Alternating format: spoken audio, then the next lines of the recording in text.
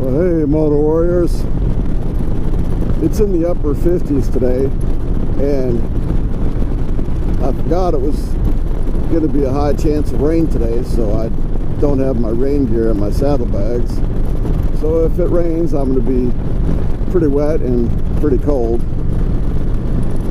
But hey, such is life. Wouldn't be the first time I got soaking wet and very cold riding bike. But anyway, today I was just thinking of a reply to a comment I made on Blue Bike and Doyle's channel. I like that guy. He's pretty cool. But anyway, he said something about that with all the education or whatever, I don't speak Southern anymore, or something along those lines. I forget exactly what he said. But I got thinking about the way I talk now and the way I used to talk. And he's right. 3 undergraduate degrees and then master's research in airborne pathogens for microbiology. It learned the way I talk. So it got me thinking. One thing all that education did, though, it really helped me out because it taught me a bunch of new words that I didn't know before.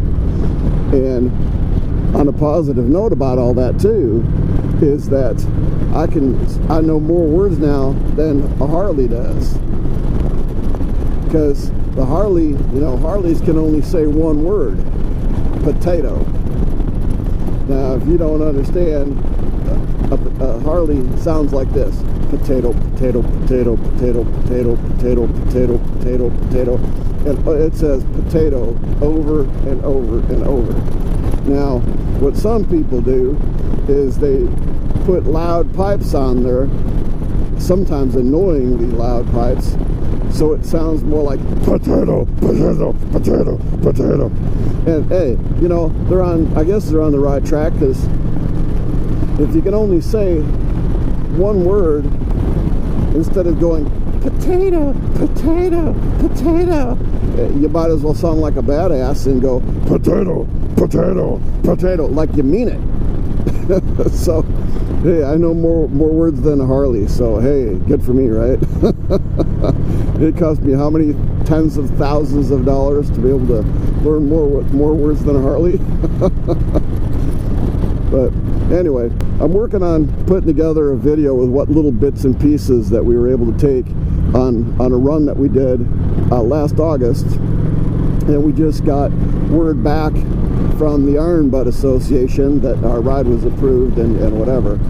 And I've done a lot of really long, like 4,000, 5,000 mile trips on the bike, but I finally decided I'd actually do one to be a member of the Iron Butt Association. Now, for those of you that don't know, or people who live in another country, you may not even be aware of the Iron Butt Association. You can't just send in, like dues and be a member. You have to earn the privilege to be a member of the Iron Butt Association. And the way you earn that is the minimum qualifying ride. I mean, there's like a whole bunch of different rides, and some rides are geared towards different country. If you live in a different country or visit another country. Some are like how many state parks you visit in a certain amount of time, or, how many states you've been through. I mean, there's a bunch of different types of long distance rides and stuff, but the basic one is called the Saddle Sore 1000. And what that is you have to go 1,000 miles, not 1,000 kilometers, 1,000 miles in 24 hours or less. And they go over you have to take pictures of every gas receipt and your odometer at the same time.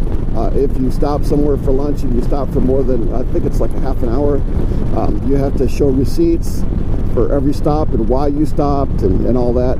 They look at your speed, and if they think that you were going like overly fast, they won't approve you, because they want to make sure that they're giving, you know, good images about motorcycle riders and so on, and that we're not a bunch of crazy people, you know, going 180 miles an hour down the road to try and qualify for a ride. So they go over everything really carefully, and it takes them, because it's their end is like volunteer, it takes, you know, a long time. So we made the ride, I don't know, it was like the second week of August or something like that, and we just heard back at the beginning of this month, in March. It takes them sometimes a bit. They looked at the miles. According to our miles, it was more like closer to 1,300. But they look at it, and if they think there's a reasonable shortcut that you might have been able to take or whatever, if you don't have a gas receipt showing you went like the long way or whatever, then they don't count those differences in miles. But they put us down as 1,104 miles, and we did it in just under 23 hours, but they don't care about that. They just say if it's 24 hours or less, because that's what the, you know, rules are. So, but we did 1,104 miles in just under 23 hours, and